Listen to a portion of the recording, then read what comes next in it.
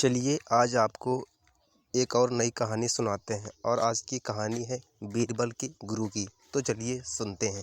एक बार अकबर बादशाह के उस्ताद पीर साहब मक्का से चलकर दिल्ली आए। रास्ता ना जानने की वजह से उन्हें बड़ी मुश्किलों का सामना करना पड़ा था। अकबर बादशाह ने उनकी बड़ी आवभगत की। कुछ दिन आनंद लेकर पीर साहब मक्का लौट गए। जब पीर साहब चले गए तो अकबर बादशाह ने बीरबल से पूछा, बीरबल क्या तुम्हारे भी कोई गुरु हैं जैसे कि मेरे पीर साहब हैं? यदि हैं तो वह कहाँ रहते हैं? कभी आते जाते भी हैं या नहीं? बीरबल ने जवाब दिया, जहाँ पनाह मेरे भी गुरु हैं, लेकिन वह बाहर रहते हैं, कहीं आते जाते नहीं। हाल ही मैंने सुना है कि मेरे गुरुदेव किसी को कुछ बताते भी नहीं और कभी भी किसी से एक पैसा भी नहीं लेते। रुपये पैसा का उन्हें लोभ नहीं। यह सुनकर बीरबल के गुरु के प्रति अकबर बादशाह के मन में श्रद्धा उत्पन्न हुई और उन्होंने बीरबल से अपने गुरु से मिलवाने का आग्रह किया। अकबर बादशाह से बातें करके जब बीरबल रास्ते में आए तो उन्होंने देखा कि लकड़ी बेचने वाले एक बूढ़े ने परिश्रम करके लकड़ियों का एक गट्ठर बांधा हुआ है। वह सुबह से शाम तक इधर उधर भटका पर किसी ने भी उससे उचित मूल्य देकर वह गट्ठर नहीं खरीदा। लाचार होकर बूढ़ा लकड़हारा गट्ठर अपने घर वापस लिए जा रहा था। पहले तो बीरबल ने उस लकड़ी बेचने वाले से लकड़ियों के उस गट्ठर का मूल्य पूछा।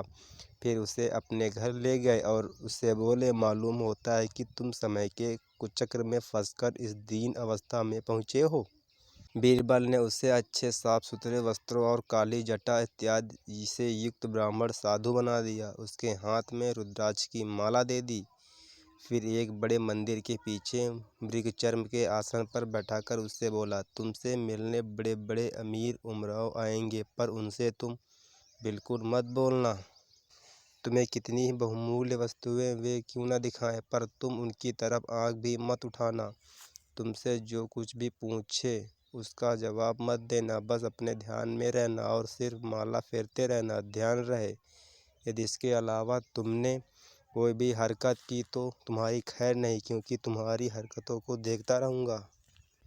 बूढ़े लकड़हारे ने बीरबल की बातों को स्वीकार कर लिया। जब बीरबल को यकीन हो गया कि वह भली भांति स्वांग कर सकता है, तब वह अकबर बादशाह के पास दरबार में गए। दरबार में उस समय सभी दरबारी उपस्थित थे। बीरबल ने अकबर बादशाह को अपने गुरु के आने की शुभ सूचना दी और कहा, पहले तो गुरुदेव ने दर्शन देने से इनकार किया, पर मेरे खुशामद करने पर वह पधारे हैं और मंदिर के पिछले हिस्से में आसन जमाए हुए हैं। उन्होंने आप लोगों को दर्शन देना भी स्वीकार कर लिया है, लेकिन मुझे साथ आने को मना कर दिया। यदि मैं हट करके जाऊंगा तो हो सकता है वह मुझे श्राप दे दें। अतः आप और लोगों के साथ उनके दर्शन करने के लिए जा सकते हैं।